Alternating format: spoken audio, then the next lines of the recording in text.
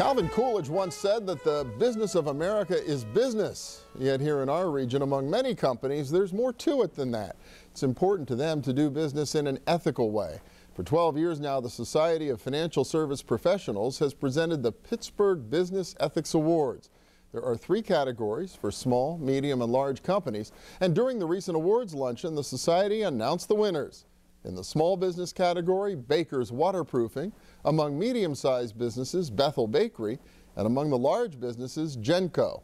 We're pleased to have the honorees in the small and medium business categories with us today. Brian Baker is president of Baker's Waterproofing. John Walsh is president of the Bethel Bakery. And Greg Felton is chair of the 2012 Pittsburgh Business Ethics Awards. And welcome. Good to have you all here. Thank you. Thank you. Yeah, Greg, why don't I start with you, how these awards came about and what they're all about? Well, they came about because we were trying to catch companies doing things right.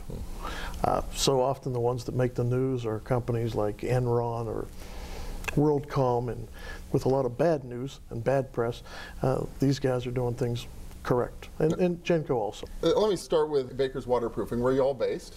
We're in Bentleyville. In Bentleyville. How long has the company been around? This is our 38th year. 38th year, and how many people do you have? Right around 43 employees. 43, okay. Right. So where did this sort of philosophy around ethical business come from? Well, my father was the original owner, and really he just took off everything, just his beliefs and how he felt everything should be done and how people should be treated. And it just had always kind of stayed in that fashion, and that tradition kept on for 38 years. Is it something you work at when you bring new people on? How do you keep that sort of culture and philosophy alive? I think it always has to be on the forefront. You always have to be in that state of mind. When new people come in, you know, we can't just automatically assume that, oh, they're going to take on the role and act in a way that we expect everybody to act. If you haven't done your part to translate to them, like, this is how we do things here, and these are the high expectations we have for everybody that works at the company, from all the way at the top to a brand new employee. There you go, that's where it starts. How about at Bethel Bakery? Is it something you really work at and think about every day in terms of how people should conduct themselves as they do business? Well, we work at it every day. You realize that the leader's the one that has to set the example. So with all your decisions, you're really trying to do what's best for the company, which is always best for the customer, best for the employee, good for vendors, good for everybody involved with the business. And Bethel's been around for how long? Well, my parents started in 1955. Oh my gosh, okay, that's great. How many people do you have? We have 80 people. Now, do you all have a lot of people who work for you a long time? Well, it's funny that you asked that, because the first employee that my dad hired still works for us, Ron Rossman, and so he started when my dad was on South Park Road.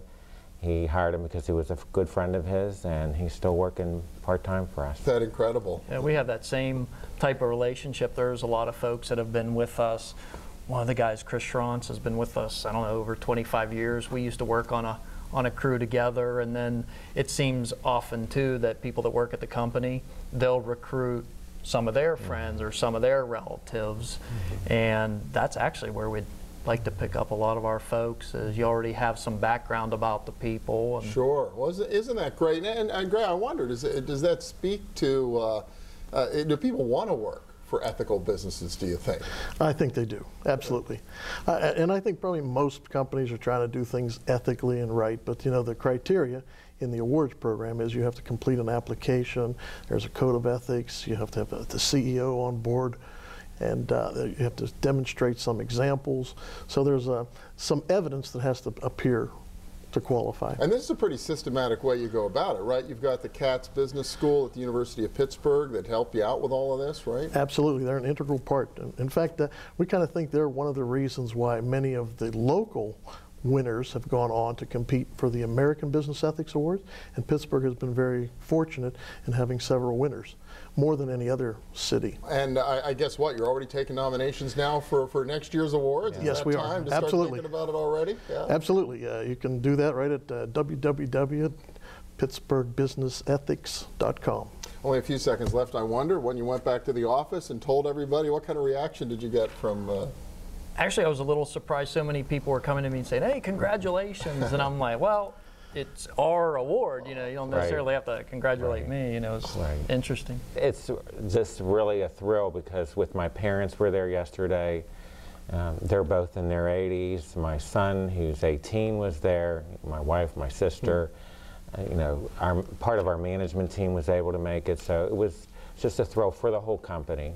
And it's a reflection on everybody. That's so true. They started the foundation, and so we're blessed to be able to continue it. Well, congratulations to Baker's Waterproofing, to Bethel Bakery, and to the Pittsburgh Business Ethics Awards for making it all possible. Oh, thank you so much. Thank you, Bill. And if you'd like to learn more about all of this year's business ethics nominees, we'll post the link to the website in just a moment. Meantime, when we return, putting some corporate muscle behind finding a cure for neuromuscular diseases. Stay with us.